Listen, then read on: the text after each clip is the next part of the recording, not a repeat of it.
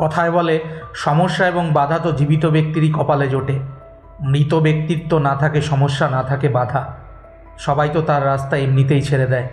তাই সমস্যা আসলে ঘাবড়াবেন না। মনে রাখবেন, সমস্যা মানুষের ইমিউনিটি সিস্টেমকে মজবুত করতে সাহায্য করে। তো আজকে একটি বিষয়ে খুব সংক্ষেপে আলোচনা করব, যে বিষয়টি নিয়ে আমরা সবসময় দ্বিধাগ্রস্ত থাকি, আর সেটা হলো ভাগ্য, যার ইংরেজি শব্দ হচ্ছে লাক। বন্ধুরা, এই লাক বলুন বা ভাগ্য যাই বলুন না কেন, এটি এমন একটি বিষয় যে বিষয়ের ওপর হাজারো বছর থেকে আলোচনা কিন্তু চলেই আসছে, কিন্তু সঠিক ব্যাখ্যা আমরা এখনও পাই না। আমরা প্রায়শই বলি অমুক ব্যক্তি জীবনে সাফল্য লাভ করেছে, কারণ সে ভীষণ lucky, he is very lucky person. আর এই লাক শব্দটি সেই সব ব্যক্তিরাই বেশি ব্যবহার করে থাকেন যারা জীবনে তেমন গুরুত্বপূর্ণ কিছু করতে পারেননি বা পারে না। বেশিরভাগ মানুষই সেই পুরনো ধ্যান ধারণাকে সম্বল করে এখনও এই একবিংশ শতাব্দীর পথ পাড়ি দিচ্ছে, আর সব কিছুকেই ভাগ্যের ওপর চাপিয়ে দিচ্ছে। কিন্তু সেই মান্ধাতার যুগের অবসান ঘটছে ধীরে ধীরে। যুগ পাল্টাচ্ছে, এ কথা 100% সঠিক যে খালি হাতে এই পৃথিবীতে এসেছি, খালি হাতেই পৃথিবী ছেড়ে যেতে হবে। ঠিক আছে, এই পৃথিবীতে কোনো ব্যক্তি না কিছু নিয়ে আসে, না কিছু নিয়ে যেতে পারে, কিন্তু প্রশ্ন হলো খালি হাতে আসা আর খালি হাতে যাওয়া, এর মাঝখানের এই সময়টুকুকে নিয়ে।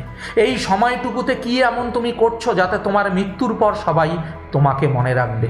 কি এমন স্মরণীয় কর্ম তুমি রেখে যেতে পারবে যাতে মৃত্যুর পর তুমি সবার মুখে, সবার মনের হৃদয়ে বেঁচে থাকবে?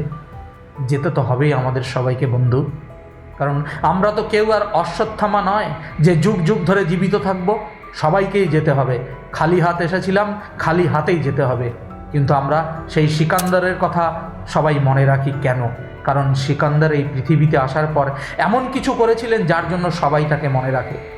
তাই আমাদেরকেও এমন কিছু করতে চেষ্টা করতে হবে যাতে আমাদের মৃত্যুর পরও সবাই আমাদেরকে অন্তত মনে রাখে। তাই প্রশ্ন হচ্ছে, হোয়াট ইজ লাক? ভাগ্য কী? আমি জানি ভাগ্য নিয়ে আপনাদের, আমাদের সবার মনের মধ্যেই একাধিক প্রশ্ন রয়েছে। ভাগ্য কী? সত্যি কি আমরা ভাগ্যের ওপর নির্ভরশীল? এরকম নানান প্রশ্ন। বন্ধুরা, আজকে খুব সহজভাবে, খুব অল্প সময়ের মধ্যেই আমি আপনাদের এই ভাগ্য সম্বন্ধে সকল প্রশ্নের উত্তর সম্পর্কে একটি সুস্পষ্ট ধারণা দিতে যাচ্ছি ছোট্ট একটি গল্পের মাধ্যমে। খুব মনোযোগ সহকারে এই গল্পটি শুনবেন। আশা রাখছি এই ছোট্ট গল্পটি আপনাদের ভাগ্যের চোখ খুলে দেবে। তাই ভিডিওটি শেষ পর্যন্ত দেখতে হবে, স্কিপ করবেন না। চলুন গল্পতে চলে যাচ্ছি। চিড়িয়াখানাতে একবার একটি উট, তার একটি বাচ্চা ছিল। উটের বাচ্চাটি একদিন তার মা উটকে একটি প্রশ্ন করলো। বলল, আচ্ছা মা, আমাদের পিঠের ওপরে এই এত বড় একটি কুঁজ কেন থাকে? মা উটটি তার বাচ্চা উটটিকে জবাব দেয় যে আমরা তো মরুভূমির প্রাণী, রাজস্থানে অনেক দূর দূরান্ত পর্যন্ত জল পাওয়া যায় না, তাই অতিরিক্ত জল সঞ্চয় করে রাখার জন্য প্রকৃতি আমাদের পিঠের ওপরে এইরকম কুঁজ বানিয়েছে। বাচ্চা উটটি আবার বলল, বেশ মা, একদম ঠিক বলেছ, আমি বুঝে গেছি। বাচ্চাটি আবার তার মাকে জিজ্ঞেস করে, আচ্ছা মা, আমাদের পাগুলো এত লম্বা লম্বা আর পাঞ্জাগুলো এত বড় বড় কেন?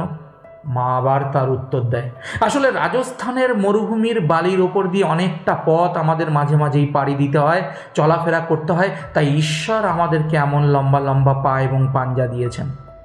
বাচ্চাটি বলল, একদম ঠিক মা, কিন্তু মা, আরও একটি প্রশ্ন আছে আমার। মা উটটি বলল, বলো বেটা, কি তোমার প্রশ্ন? বাচ্চা উটটি প্রশ্ন করলো, আচ্ছা মা, তুমি বলো তো, আমাদের চোখের ওপরে এত বড় বড় পশম কেন? মা আবার উত্তর দেয়, আসলে রাজস্থানের মরুভূমিতে বালির ওপর মাঝে মাঝেই ঝোড়ো হাওয়া আঁধি বইতে থাকে, এর ফলে যাতে আমাদের চোখের মধ্যে বালি ঢুকে না যায়, তাই ভগবান আমাদের চোখের ওপর এরকম লম্বা লম্বা পশম বানিয়েছেন। এবার বাচ্চা উটটি তার মাকে তার শেষ প্রশ্নটি করলো, আর এই শেষ প্রশ্নটি শুনে বাচ্চা উটটির মায়ের মাথা ঘুরে যায়। বন্ধুরা, বাচ্চাটি বলে, আচ্ছা মা, আমাদের পিঠের কুঁজ রাজস্থানের মরুভূমিতে অতিরিক্ত জল সঞ্চয় করে রাখার জন্য, তাই তো? মা বলে, হ্যাঁ।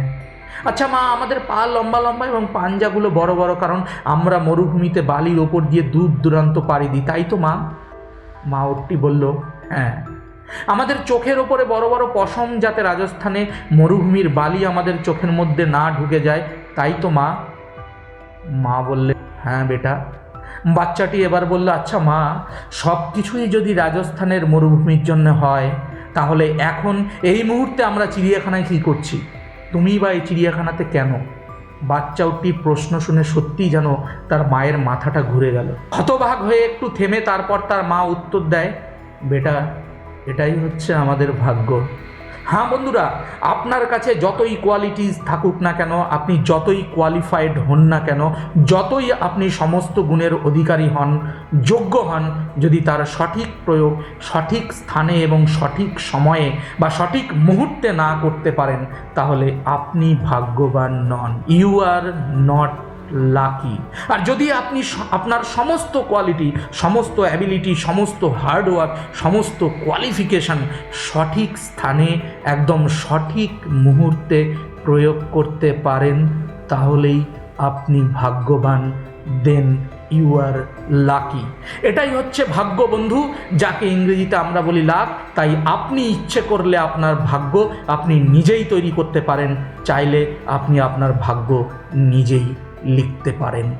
নমস্কার বন্ধুরা, আজকের এই ভিডিওটি এই পর্যন্ত। যদি আমার ভিডিও একটু হলেও আপনাদের অনুপ্রাণিত করে, আপনাদের ভালো লাগে, তাহলে অবশ্যই একটি লাইক করবেন, কমেন্ট করবেন, বেশি বেশি করে শেয়ার করবেন। সাবস্ক্রাইব করে না থাকলে অবশ্যই চ্যানেলটি সাবস্ক্রাইব করবেন, পাশে থাকা বেল আইকনে প্রেস করে নোটিফিকেশান অন করে রাখবেন, যাতে এমন নতুন নতুন ভিডিও সবার প্রথমে আপনি দেখতে পান। আজকে এখানেই বিদায় নিচ্ছি, দেখা হচ্ছে পরবর্তী এমন কোনো ভিডিওতে। ততক্ষণ পর্যন্ত সবাই ভালো থাকবেন, সুস্থ থাকবেন, অবশ্যই ভালো রাখবেন। জয় হিন্দ।